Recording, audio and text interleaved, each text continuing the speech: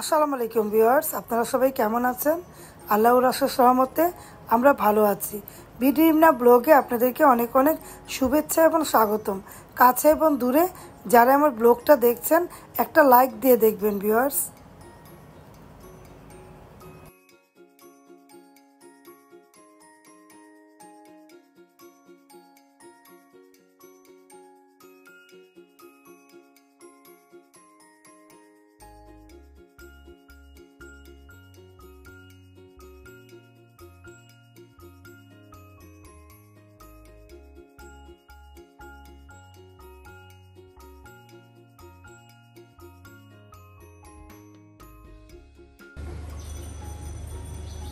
Viewers, আজকে পেঁয়াজ কাটা হয়ে গেল।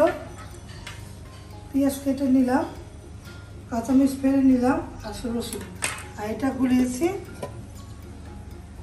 এটা চালের গুঁড়ি, চালের এই কাই করে নিয়েছি। কি বানাবো চলুন দেখাই। শীতের আগাম বলে দিচ্ছে, একটু পিঠা বানাবো অল্প করে বিকাল নাস্তার জন্য। এটা বানিয়ে নিলাম তিল, গুড় আর খেজুরের গুড় আর নারিকেল দিয়ে। এটাতে একটু মেয়েদের জন্য, মেয়ে ছেলে মেয়েদের জন্য একটু ভুজিয়া বানাবো। ভুজিয়া বলে নারিকেলের ভুজিয়া, এটা বানাবো। আর ডাল হচ্ছে, দেখুন রান্না বান্না হচ্ছে। আর আমি চিংড়ি মাছ হয়ে গেলে তারপর চিংড়ি মাছ দিয়ে লাল শাকটা রান্না করবো। গুঁড়া চিংড়ি, এই দেশি চিংড়ি, এই চিংড়ি মাছ দিয়ে গুঁড়া লাল শাক কার কার পছন্দ কমেন্ট করবেন। আর এই পাট শাক ভাজি করবো। এই রান্না বান্না করলাম। রাতে ওরা খেলে ডিম ভেজে খাবে। এই রান্না বান্না আজকে। পাশে থেকে দেখুন আমার ছেলেটা জ্বর একটু কমেছে, আলহামদুলিল্লাহ। ওর জন্য একটু দোয়া করবেন। পরীক্ষার সামনেও যতটুকু কমেছে আলহামদুলিল্লাহ। স্কুল 4-5 দিন যেতে পারেনি, মাদ্রাসায় প্রচুর যেতে পারেনি, ঘরেই রয়েছে। কি করবে, শরীর খারাপ হলে তো কিছু করার নেই। দুর্বল হয়ে গিয়েছে ছেলেটা। খেতে না পারো রাতে দুধ দিয়ে পাউরুটি দিয়ে দিব। দুপুরে যদি ভাত খায় তাহলে দেখি লাল শাক দিয়ে ভাত খেলে ভালো হয়ে গিয়েছে। আর এখানে ভাতও হয়ে গিয়েছে আবার দেখুন। রান্নাবান্না কমপ্লিট হবে একটু পরে। নারিকেল এটা নামিয়ে রাখবো, আর নামাই করবো না। তারপরে পেঁয়াজ এটা সরিয়ে তারপর মাছের মধ্যে হাত দেবো। পেঁয়াজ আগে কেটে নিলাম।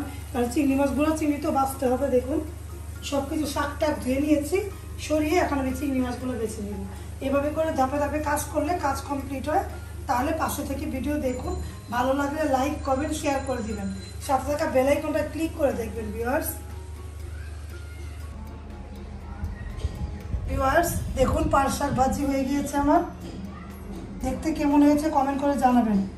পাট শাক ভাজি হলে অনেক ভালো লাগে। আর এখানে চিংড়ি মাছ দিয়ে লাল শাক রান্না করলাম। ঝোলঝোল করেছি কিন্তু শুকিয়ে গিয়েছে, টেনে গিয়েছে। আর পাতলা ডাল, এই রান্না বান্না করেছি। রাতে যাওয়া হয় ডিম খেয়ে নিবে, কারণ আজকে কাজ করেছি তো। ওই যে আলাদা রান্নার পরিবর্তে ওই যে গুজা পিঠা বানাবো, তার জন্য নারিকেলের পুর তৈরি করলাম।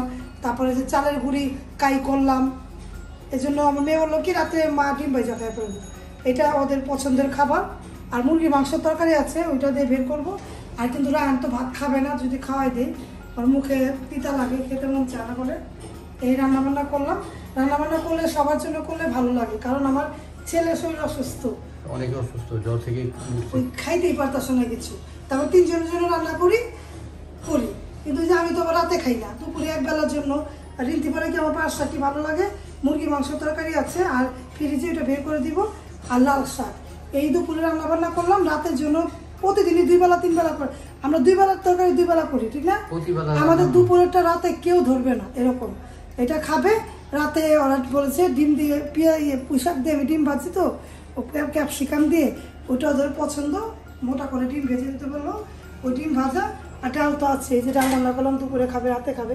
দেখুন আমার ডালটা সবাই পছন্দ করে ওরা। এই ডাল এটা দিয়ে খাওয়া দাওয়া আজকে রান্না বান্না। পিঠা বানাবো, যদি বানাই তাহলে দেখতে পাবেন। তাহলে পাশে থেকে ভিডিও দেখুন।